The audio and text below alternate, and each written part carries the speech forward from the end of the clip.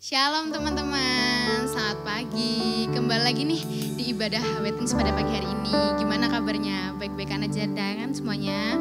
Yuk sebelum kita memulai pujian kita pada pagi hari ini, marilah kita berdoa.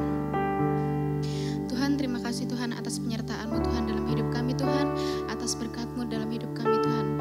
Tuhan, pagi ini kami akan menyanyikan lagu Tuhan, membawakan pujian untuk-Mu Tuhan dan mendengarkan firman-Mu Tuhan. Tuhan, berkatilah puji-pujian kami Tuhan dari awal hingga akhir Tuhan, supaya puji-pujian kami dapat memuliakan nama-Mu Tuhan. Tuhan, terima kasih Tuhan, dalam nama Yesus Halia, amin.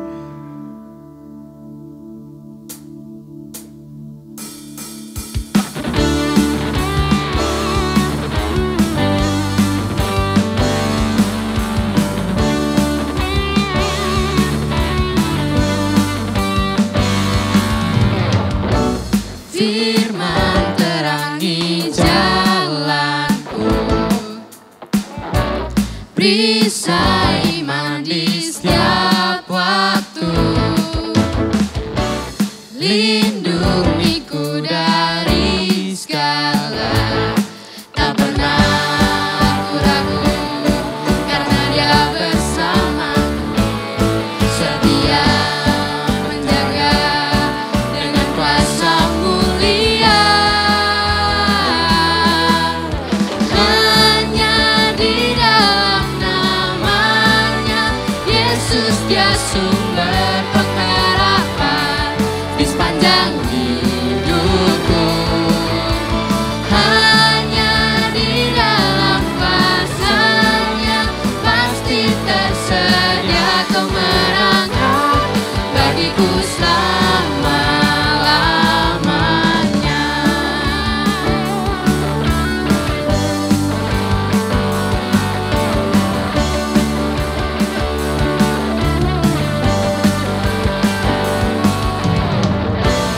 Firman terangi jalanku, perisai iman di setiap waktu, lindungiku dari segala, tak pernah aku ragu, karena Dia bersamaku, setia menjaga dengan kuasa mulia.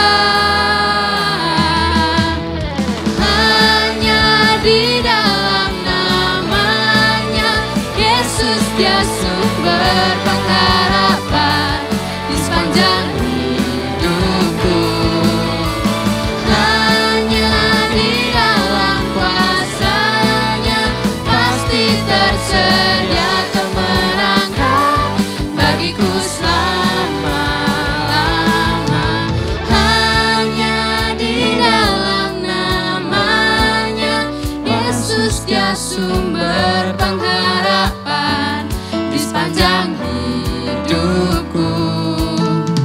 Hanya di dalam kuasa-Nya pasti tersedia kemenangan bagiku selama-lama. Hanya di dalam namanya Yesus, Dia sumber pengharapan di sepanjang hidupku. Hanya di dalam kuasa-Nya pasti tersedia kemenangan bagiku selama-lamanya.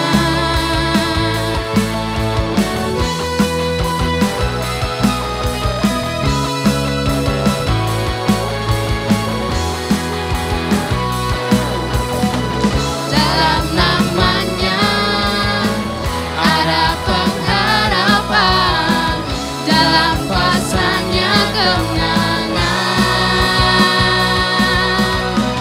Dalam namanya ada pengharapan, dalam kuasa-Nya kemenangan. Beri tepuk tangan buat Tuhan kita. Kita percaya Tuhan itu ada selalu dalam hidup kita. Amin. Yuk sebelum kita memulai firman Tuhan, mari kita nyanyikan satu lagu.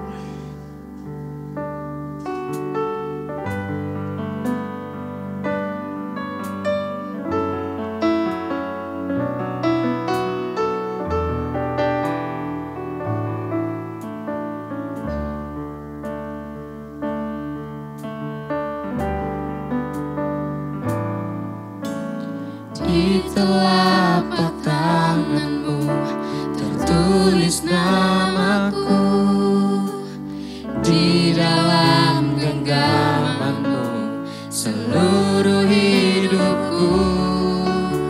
Sungguh bangga ku punya Bapa sepertimu yang tak pernah melupakanku. Di tengah badai hidup kau menemaniku, di atas gunung batu kau bawa diriku. Sungguh bangga ku punya Bapa sepertimu yang tak pernah meninggalkanku. Ku nyatakan Engkau Tuhan di hidupku, Tuhan di setiap ucapan dan perbuatanku. Ku nyatakan Engkau Tuhan di hidupku, Tuhan yang selalu ku sembah di setiap nafasku.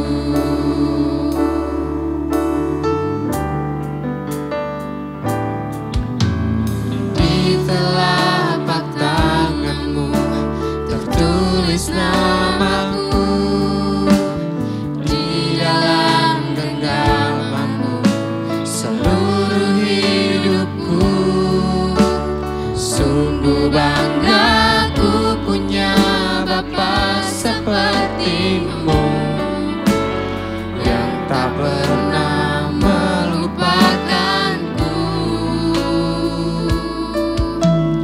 Di tengah badai hidup kau menemaniku, di atas gunung batu kau bawa diriku.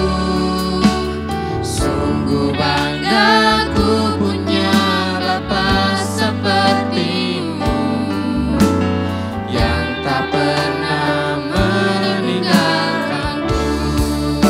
Ku nyatakan Engkau Tuhan di hidupku, Tuhan di setiap ucapan dan perbuatanku. Ku nyatakan Engkau Tuhan di hidupku, Tuhan yang selalu ku sembah di setiap nafasku. Ku nyatakan Engkau Tuhan di hidupku, Tuhan di setiap ucapan dan perbuatanku. Ku nyatakan Engkau Tuhan di hidupku, Tuhan yang selalu ku sembah di setiap nafasku. Tuhan yang selalu ku sembah di setiap nafasku. Tuhan yang selalu ku sembah di setiap nafasku. Kita siapkan hati kita untuk berdoa. Teman-teman, mari kita berdoa. Terima kasih Tuhan Yesus buat berkat dan penyertaan-Mu hari ini. Sebentar kami mau mendengarkan firman-Mu. Siapkan hati kami, siapkan pikiran kami. Kiranya firman yang kami dengarkan ini boleh tertanam di dalam hati kami. Terima kasih Tuhan, kami telah berdoa. Haleluya, amin. Halo teman-teman, berjumpa kembali kita di dalam ibadah Awetin. Ya, puji Tuhan kita masih ibadah online dan kita bersyukur dalam ibadah online kita percaya Tuhan tetap ada di dalam ibadah kita. Kuasanya dinyatakan dan kita akan diberkati lewat ibadah kita. Teman-teman, tema kita ya masih tentang perlengkapan senjata Allah. Nah, hari ini kita akan membahas tentang kasut kerelaan memberitakan Injil, dan ketopong keselamatan serta pedang roh. Kenapa kita perlu senjata Allah? Pada bagian-bagian awal sudah disebutkan bahwa kehidupan kita adalah kehidupan di dalam peperangan. Peperangan dengan apa? Bukan peperangan dengan sesama manusia. Bukan peperangan dengan daging antar kawan ataupun antar manusia yang kita hadapi. Tetapi peperangan itu adalah melawan penguasa-penguasa di udara. Melawan pemerintahan-pemerintahan kuasa kegelapan. Oleh sebab itu kita memerlukan perlengkapan senjata rohani. Apa saja untuk hari ini kita akan melihat di dalam Efesus pasal 6 ayat yang ke-15 dan 17. Ya, Efesus pasal 6 ayat 15 dan 17. Demikian firman Tuhan.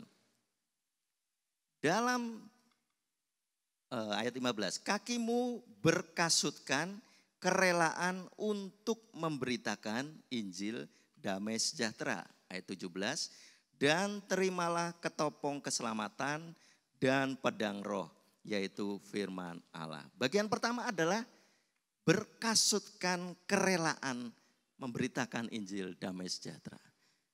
Teman-teman tentu tahu kasut ya. Apa itu kasut? Kasut itu bisa sepatu atau juga bisa sandal yang digunakan oleh kaki kita. Apa fungsi kasut ini? Fungsi yang utama adalah kasut berfungsi untuk melindungi telapak kaki. Saat kita berjalan, saat kita berlari, saat kita beraktivitas, kasut ini berfungsi untuk melindungi telapak kaki kita supaya tidak sakit atau bahkan tidak terluka. Bagi seorang prajurit, seorang tentara perlu untuk memakai kasut atau sepatu. Karena apa? Karena medan yang dihadapi akan berat dan ketika tidak memakai sepatu atau kasut akan membuat kaki menjadi terluka. Nah dari fungsi itu teman-teman, kita tahu merek sepatu banyak ya. Mungkin masing-masing punya merek favorit. Tetapi dari semua merek sepatu atau kasut itu, saya merasa tidak ada yang dipakai tanpa tujuan utama tadi, yaitu untuk melindungi kaki kita. Semahal apapun sepatu kita, sekeren apapun sepatu kita, seterkenal apapun merek kasut kita, tentu tujuan utamanya adalah untuk melindungi kaki. Oleh sebab itu, di sini dikatakan tadi bahwa fungsi ataupun senjata yang perlu kita miliki adalah berkasutkan kerelaan untuk memberitakan Injil damai sejahtera. Kasut itu harus rela untuk dipakai dan dibawa kemana aja. Kasut tidak bisa memilih tujuannya. Semua bergantung dari siapa yang memakai kasut itu. Ketika kasut itu dipakai ke tempat-tempat yang mungkin tidak menyenangkan, becek, kotor, kasut tidak bisa untuk menolak. Kasut tidak bisa memilih untuk aku ingin ada di tempat-tempat yang baik, yang bersih, yang lantainya mengkilat. Tidak bisa. Oleh sebab itu disebut kasut ini adalah senjata yang dipakai dengan suatu kerelaan. Ya, kakimu berkasutkan kerelaan untuk memberitakan Injil. Lalu kita masuk pada bagian memberitakan Injil ini, teman-teman. Apa memberitakan Injil? Apakah harus jadi pendeta, pengkhotbah, menyampaikan firman Tuhan? Memberitakan Injil bukan hanya sekedar kita memperkatakan atau menyampaikan firman Tuhan kepada orang lain. Tetapi memberitakan Injil adalah menyaksikan firman Allah di dalam kehidupan kita. Jadi tanpa kita berkata-kata sekalipun, orang sudah bisa melihat kehidupan kita yang memberitakan firman Allah. Lewat apa? Lewat perbuatan kita. Oleh sebab itu dikatakan tadi kita punya kerelaan untuk memberitakan Injil damai sejahtera. Artinya adalah kehidupan kita harus ada kerelaan untuk menjadi contoh atau teladan di dalam firman Allah. Khususnya teman-teman sebagai remaja harus punya kerelaan untuk kehidupannya adalah sebagai pemberita firman Allah lewat apa? Lewat keteladanan hidup. Loh, masih muda, masih remaja bisakah untuk menjadi pemberita firman? Alkitab mencatat ya di dalam 2 Timotius pasal 4 ayat 11 dan 12. 2 Timotius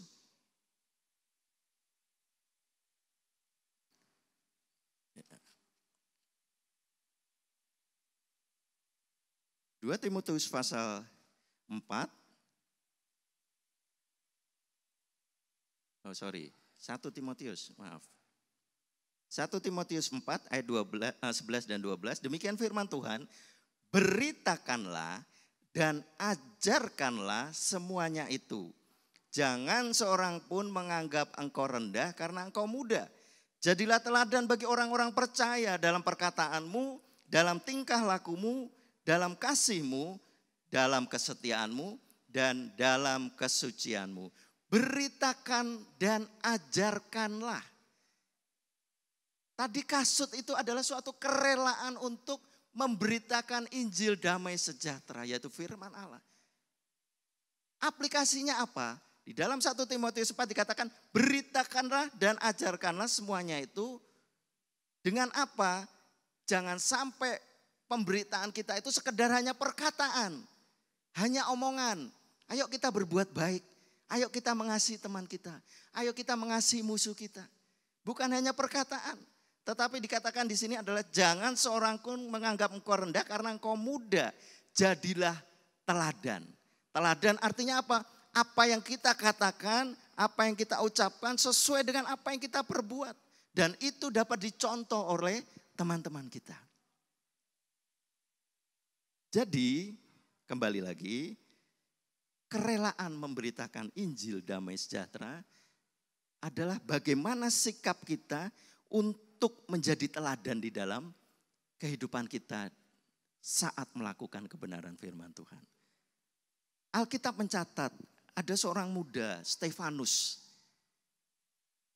Dia dipakai Tuhan luar biasa. Ya, asal mulanya adalah ketika gereja awal,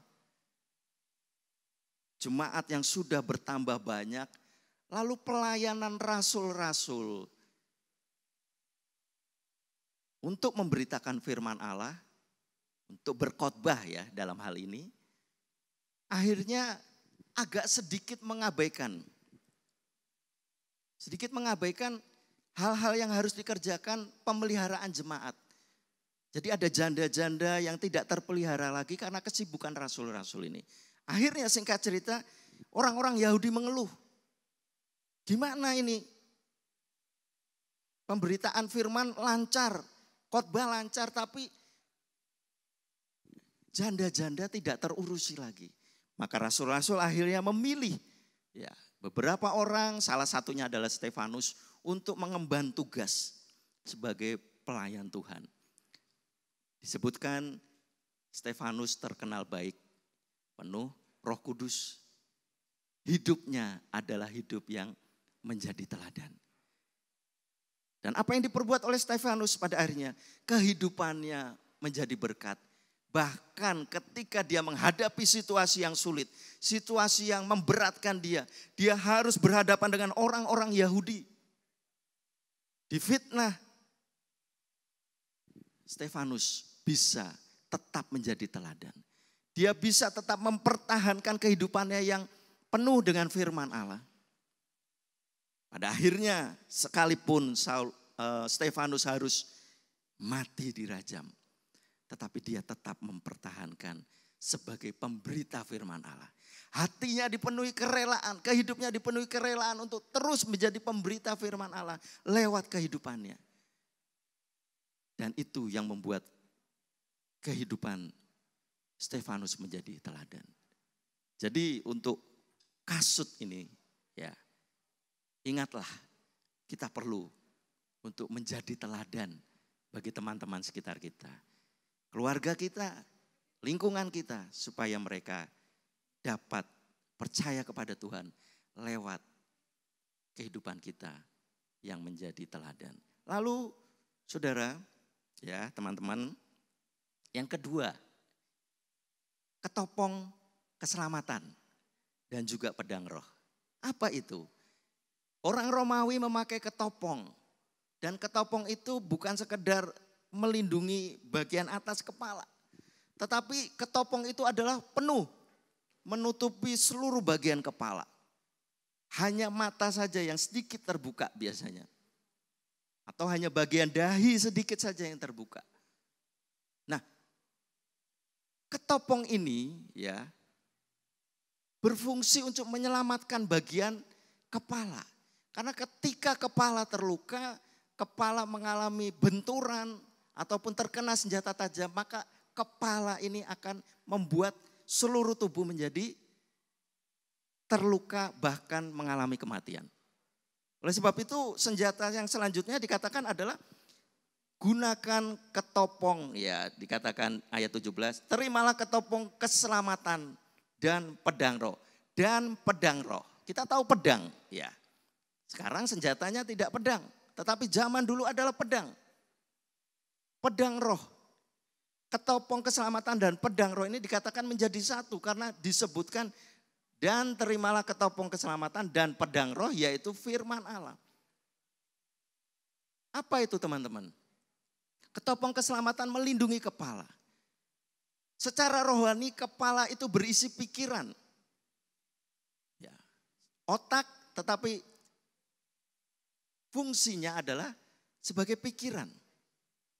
Pikiran kita perlu dilindungi. Tadi dikatakan bahwa peperangan kita bukan lawan darah dan daging, bukan lawan manusia-manusia, tetapi lawan penghulu-penghulu di udara, pemerintah-pemerintah kuasa kegelapan. Itu mereka lancarkan serangan-serangan lewat pikiran. Oleh sebab itu perlu kita semua teman-teman memiliki pikiran yang terlindungi. Yaitu apa? Dengan kebenaran firman Tuhan. Karena tidak ada yang bisa melindungi pikiran kita selain firman Allah. Ya, di dalam Ibrani pasal 4 ayat 12. Ibrani pasal 4 ayat 12. Sebab firman Allah hidup dan kuat dan lebih tajam daripada pedang bermata dua manapun.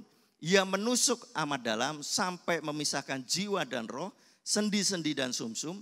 Ia sanggup membedakan pertimbangan dan pikiran hati kita. Ketika pikiran kita tidak dikuasai firman Tuhan, pikiran kita menjadi liar.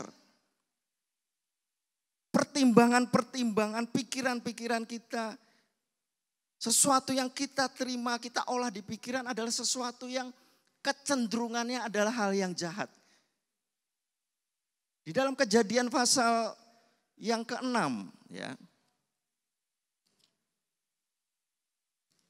Kejadian 6 ayat 5 dan 6 dikatakan ketika dilihat Tuhan bahwa kejahatan manusia besar di bumi dan bahwa segala kecenderungan hatinya selalu membuahkan kejahatan semata-mata, maka menyesallah Tuhan bahwa ia telah menjadikan manusia di bumi dan hal itu memilukan hatinya. Kecenderungan hati manusia selalu kepada kejahatan. Pikiran manusia selalu pada kejahatan. Oleh sebab itu perlu dilindungi dengan ketopong keselamatan tadi, yaitu firman Allah. Dan pedang roh. Saudara, pedang yang menggerakkan apa? Tangan, betul. Tetapi tangan itu bisa menggerakkan kepada arah yang benar adalah ketika pikiran itu bekerja dengan benar. Ketika ada serangan dari kiri, tangan tidak bisa menangkis dengan pedang dari kiri kita juga. Kalau pikiran kita tidak sinkron. Jadi yang menggerakkan adalah sesungguhnya pikiran kita. Oleh sebab itu firman Tuhan akan bisa bekerja dengan leluasa, dengan benar. Ketika pikiran kita ini mau dikuasai oleh firman Allah. Banyak orang hafal firman Tuhan, tetapi dia tidak mau melakukan firman Tuhan. Karena pikirannya tidak dikuasai oleh firman Tuhan. Oleh sebab itu, kembali lagi, terimalah ketopong keselamatan dan pedang roh. Itu adalah satu kesatuan. Bagaimana pedang ini bisa bekerja, bagaimana pedang ini bisa melakukan fungsinya. Ketika pikiran yang dikuasai firman Allah tadi, yaitu ketopong keselamatan, bisa menguasai kehidupan kita. Sebab itu teman-teman ya, jangan kita sekedar ngapalin firman. Jangan sekedar kita tahu firman, tetapi kuasailah hidupmu dengan firman Allah. Karena firman Allah adalah yang menguasai kehidupan kita sesungguhnya. Dengan firman Allah kita bisa memenangkan setiap peperangan rohani yang kita hadapi. Bukan peperangan fisik, tetapi masalah, segala hal, segala intimidasi iblis di dalam kehidupan kita. Segala bujukan-bujukan iblis akan bisa kita patahkan dan kalahkan ketika pikiran kita dikuasai dengan firman Allah. Sebab itu mari pada hari ini pakailah kasut kerelaan untuk memberitakan Injil. Jadilah teladan, walaupun engkau muda, jadilah teladan. Itulah kerelaan yang sesungguhnya saat kita memberitakan firman Allah, yaitu keteladanan dalam hidup kita. Lalu terimalah ketopong keselamatan dan pedang roh, yaitu firman Allah. Itu yang akan membuat kehidupan kita bisa mengalahkan setiap intimidasi ataupun pikiran-pikiran yang jahat. Amin. Tuhan Yesus memberkati.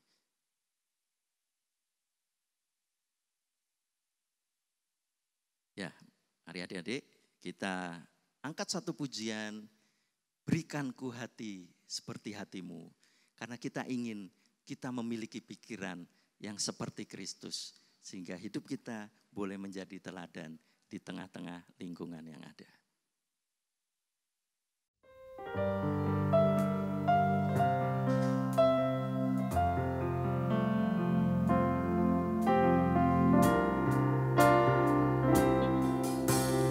Berikan ku hati seperti hatimu yang penuh dengan belas kasihan. Berikan ku mata seperti matamu, memandang tuaian di sekelilingku.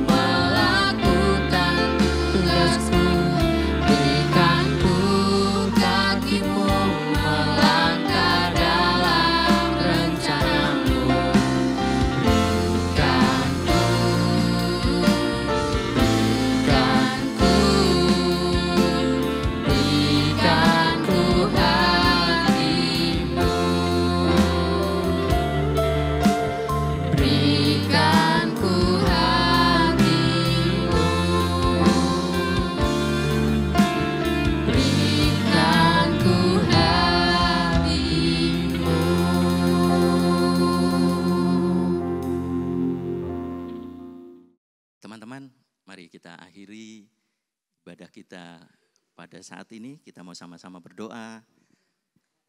Bapa yang di surga, terima kasih untuk waktu yang sudah Engkau berikan Tuhan.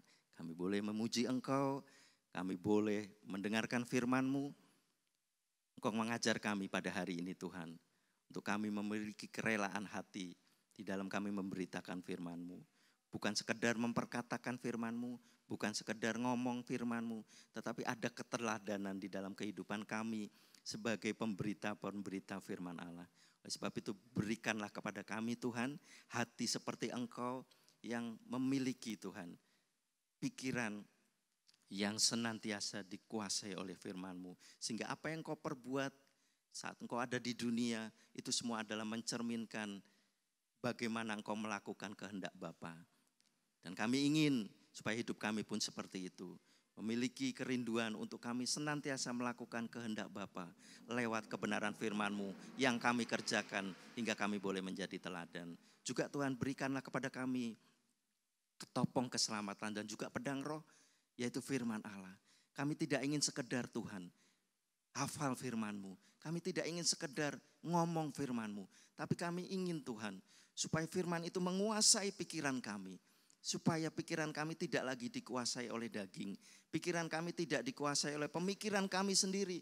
Hikmat kami sendiri, kepandaian kami sendiri. Tetapi firman Allah itulah yang menjadi penguasa di dalam kehidupan kami. Supaya kami tidak mudah untuk disesatkan oleh pikiran-pikiran kami. Tidak disesatkan oleh hal-hal yang seakan-akan baik. Tetapi sesungguhnya itu menjerumuskan kami. Firman-Mu itulah yang akan membuat kami dapat menang terhadap segala tipu muslihat iblis. Terima kasih Tuhan, berkati teman-teman kami yang sudah ikut di dalam ibadah pada saat ini. Berkati mereka di masa muda mereka supaya mereka dapat menjadi teladan dan hidup mereka boleh senantiasa menang di dalam peperangan-peperangan mereka. Terima kasih Tuhan. Kami akhiri ibadah kami pada saat ini dengan kami menerima berkat dari Allah Bapa, kasih sayang dari Tuhan Yesus Kristus, setelah persekutuan di dalam kuat kuasa Roh Kudus, senantiasa menyertai kehidupan kami. Mulai saat ini sampai Engkau datang yang kedua kali. Kami terima berkat-Mu dengan ucapan syukur di dalam nama Tuhan Yesus Kristus. Haleluya. Amin.